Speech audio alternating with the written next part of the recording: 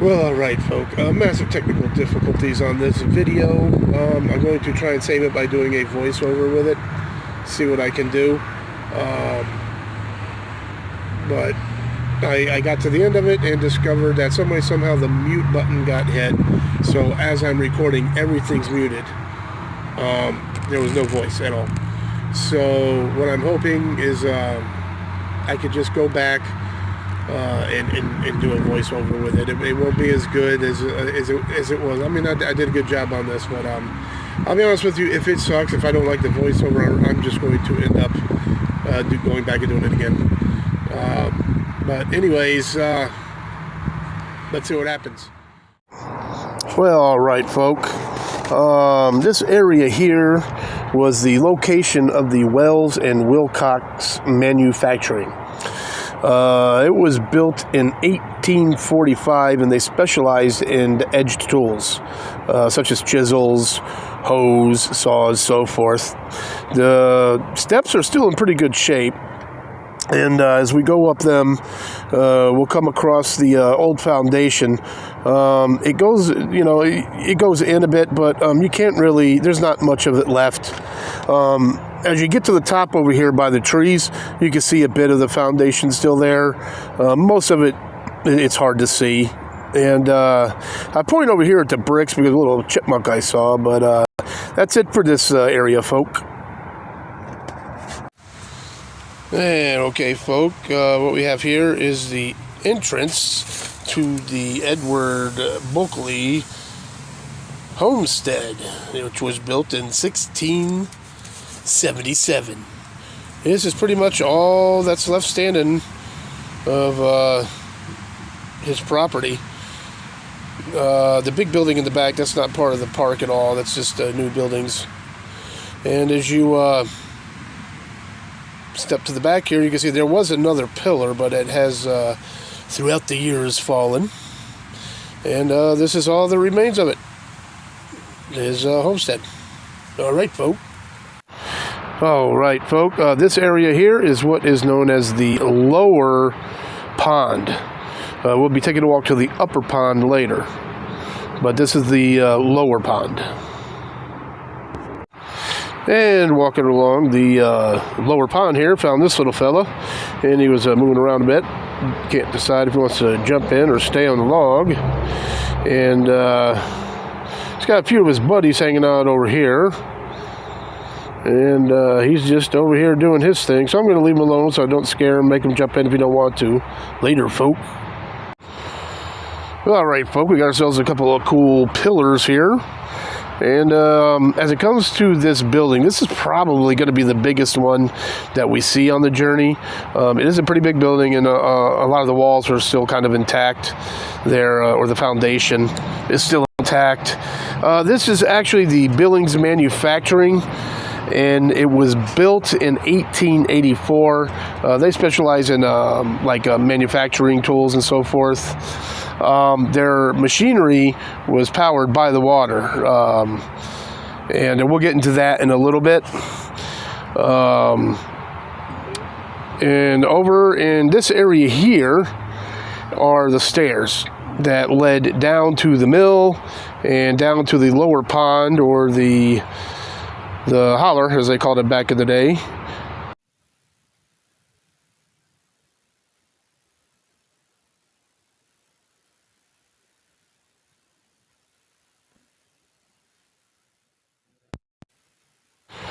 And one of the cool things about the walls here is that people were always saying that they found like tools embedded in there and whatnot. And I was hoping to maybe stumble upon a tool embedded in there so I could show you guys, but no such luck.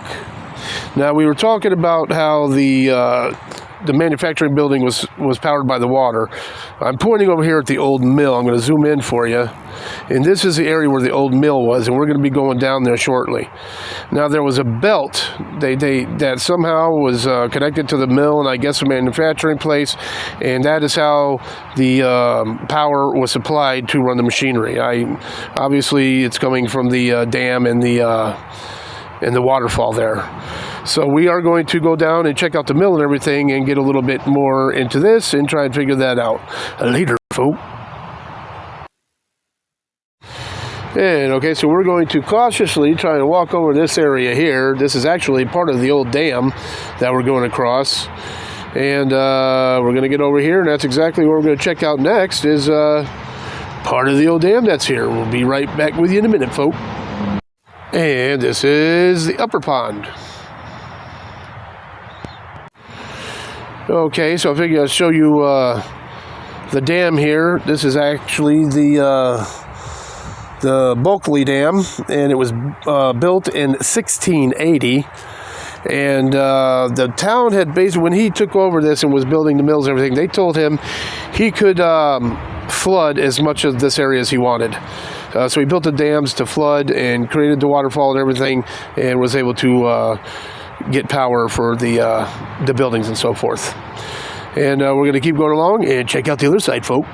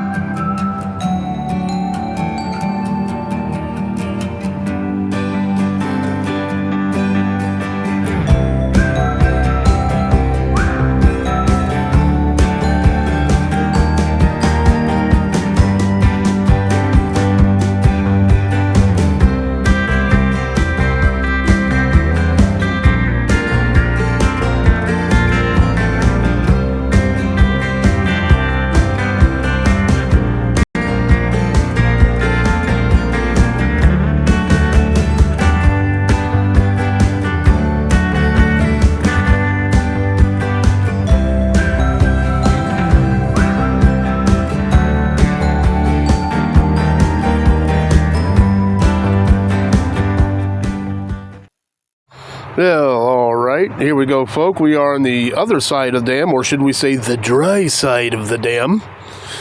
And checking this out, we're going to see how this looks, and then we're going to head on down to the mill and go check that out. Be there in a bit, folk. Well, all right, folk, we finally made it down here to the mill. And this mill was built in 1677.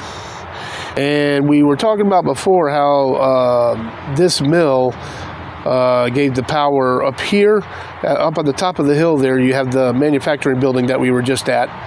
You got the waterfall there, you got the dam up there, and I don't know how the system worked back then, but you had the whole belt thing and then whatnot, and it supplied the power over there for the machinery. Now, also with this building, it was kind of passed on to some of his ancestors or whatever, and in 1750s, a bakery was added onto this. And they made assorted crackers and breads and would sell it to the sailors that were coming through, and their stuff went all the way to like West Indies and all sorts of other ports. And then also in 1830, this building right here, this is the area where Joseph Jory, who was an English blacksmith, invented the never slip horseshoe. And he ended up selling that to a Boston firm for $10,000. So, yeah, this is the area. There you go. You got the old dam up there, and that's going to be about it for this. And I'll catch you in a little bit, folk, later. Well, all right, folk, we are back in the Vanitarium. That was one heck of a cool hike. I really enjoyed it. Let me give some water in me here.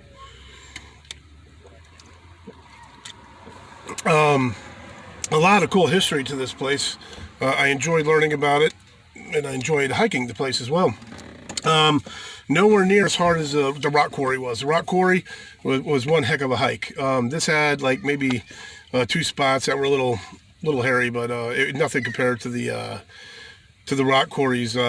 Like here at that the spot I show you with the manufacturing building and the grist mill, those stairs right there, up and down those stairs, that was a bit of a wind killer, but nothing compared to the quarry. But anyways, I enjoyed this hike. It's a very cool place to hike. I could have went a little bit further. There's another dam up there and everything, but I'll be honest with you, I had technical difficulties some way, somehow. I can't stand the selfie stick I have. I'm getting a new one. I can't stand this thing. But anyways, mute got hit on the app, so I'm going back and looking at all the videos, and all the videos were muted. So I ended up saying the heck with it and recorded everything over again. But besides that, awesome hike, awesome history. I enjoyed it. Hopefully you guys enjoy it. But I'm gonna let you get going for now, and I think that's gonna be about it for the day. So don't forget, always forward to the next adventure. The vlog is down. Well, all right, folk. As you're driving along, there's a VFW here, post 2138, and they got this this cool thing out here. Figured I'd stop off and take a look at it and show you guys. It has a plaque here, but obviously a bit old and can't tell what it is. I'm sure there'll be somebody who watches that know what this thing is. Pretty awesome though. Let's get a little closer.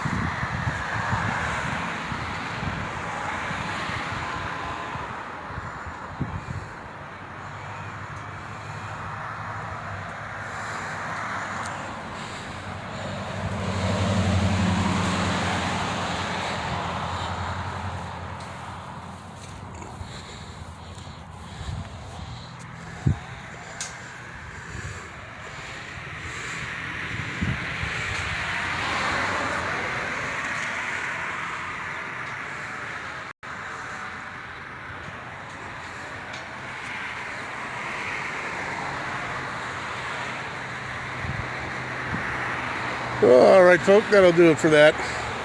Figured I'd stop and get you a quick view of that. All right, later, folks.